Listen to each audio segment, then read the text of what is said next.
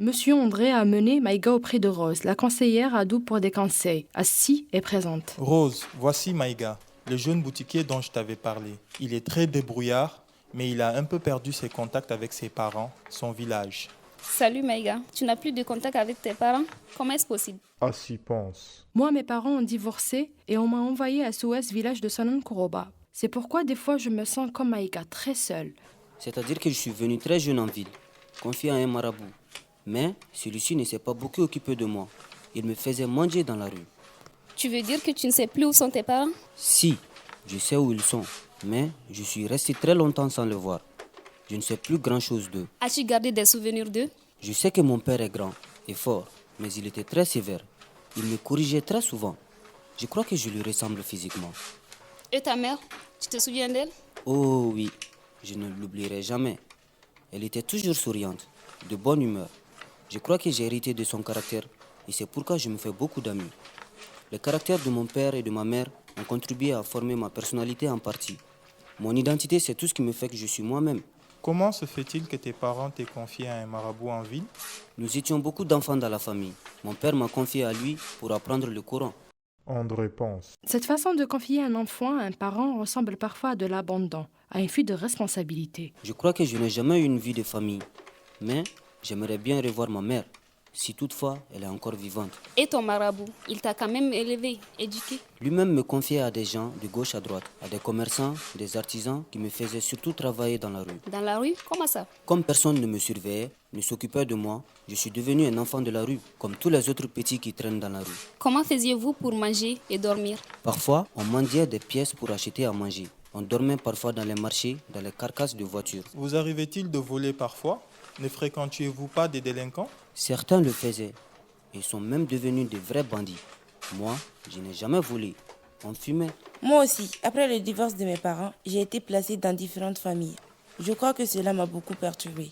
Assis pense. Rien de tel qu'une famille unie autour de l'enfant. Des parents séparés, c'est terrible pour les enfants. Après, j'ai pris l'habitude de fréquenter les marchés, de porter des sacs, de décharger les marchandises, contre paiement bien sûr. Ça, c'est bien. Je crois que tu as très vite compris le sens du travail, le sens des responsabilités, le fait de compter sur toi-même. Oui, j'ai toujours voulu être indépendant, ne plus manger pour me nourrir. Je déchargeais des sacs de fruits, de légumes et on me payait bien. Je me faisais respecter en étant toujours correct et honnête. J'ai fini par louer une chambre avec des copains de la rue comme moi. Nous préparions nous-mêmes nos repas. C'est formidable. Tu as appris à te prendre en charge tout seul. Et toi aussi, tu dis que tu as peur des autres? Moi, comme je n'ai pas eu de bonne éducation de base, je manque de caractère et me laisse trop entraîner par les autres. C'est aussi plus difficile pour les filles. Mais personne ne t'a entraîné dans la rue. Une fille dans la rue, c'est catastrophique. Dans la rue, si tu n'as pas de caractère, tu tournes mal très vite. Moi, je savais ce que je voulais, m'en sortir dignement. Pendant un certain temps, j'ai revendu des mangues, des noix de coco et c'est là où j'ai découvert mes talents de commerçant. Et comment en es-tu arrivé à avoir une boutique? Ce n'est pas facile à Bamako. Je confiais une partie de mes gains à un gros commerçant du marché. Et un jour, cet homme de bien m'a dit « Petit Maïga, pourquoi tu n'ouvres pas une boutique pour toi? Tu as assez d'économies pour ça. » Je me suis jeté sans hésiter et ça a marché. Heureusement qu'il y a des adultes qui donnent de bons conseils aux jeunes qui les aident. Cet homme t'a aidé parce qu'il a vu que tu avais de la volonté. Oui, tu as du mérite, Maïga. Très peu d'enfants de la rue s'en sortent bien. Mais je sais aussi que j'ai des défauts. Par exemple, je suis trop gentil maintenant. Je donne trop de cartes téléphoniques à crédit aux élèves et beaucoup oublient de payer. Ce n'est pas bon pour le commerce. Moi, ma chance a été d'avoir été inscrite à l'école et par une voisine. Elle a tout fait pour m'inscrire et suivre mes études. Heureusement qu'il y a des bonnes âmes pour rectifier les erreurs des parents négligents. Ça, tu peux le dire. L'école, c'est une grande ouverture vers une vie positive. Mais Maïga, la véritable raison pour laquelle j'étais amené auprès de Rose, c'est qu'elle t'aide à retrouver tes parents, à renouer avec eux. Cela fait aussi partie du travail de Rose. Le temps de réaliser mes projets en cours avant de revoir mes parents. Mais pourquoi attendre? Qu'est-ce qui t'empêche de les retrouver maintenant? Mon père pense peut-être que je suis toujours un enfant de la rue, un raté. Je vais bien lui montrer le contraire quand je serai prêt. Tu sais, j'ai aidé beaucoup d'enfants ayant quitté longtemps leurs parents à les retrouver. Moi, si j'avais cette chance, je n'hésiterais pas, Maïga. C'est trop cool, une famille, c'est sacré. Moi, j'en veux quand même à mon père de m'avoir abandonné ainsi. Je vais lui montrer que malgré cela, je suis devenu quelqu'un.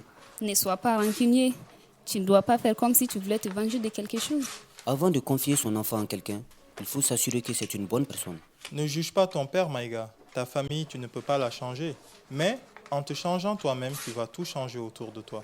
Je pense que tu as surmonté des difficultés terribles et tu as semé de très bonnes choses dont tu récoltes les fruits maintenant. Alors, continue d'être positif. André pense. Je sais aussi qu'il y a des familles qui couvrent trop leurs enfants, qui s'occupent tellement d'eux que ceux-ci courent le risque de manquer de personnalité ou d'identité propre. Eux, tes parents, quand tu les reverras, le sang va parler. Tu oublieras tout ce qui vous a séparés jusqu'ici. Tu as une bonne estime de toi et tu ne le regretteras pas. Il ne faut pas toujours blâmer les autres pour nos malheurs. Être fort, c'est aussi savoir pardonner. Assis pense. Je ne remercierai jamais assez Rose et ses collègues. Ils ont presque remplacé mes parents au moment où j'en avais le plus besoin. Le divorce des parents peut amener les enfants à un déséquilibre, une perte d'identité. C'est une catastrophe, mais il ne faut jamais désespérer.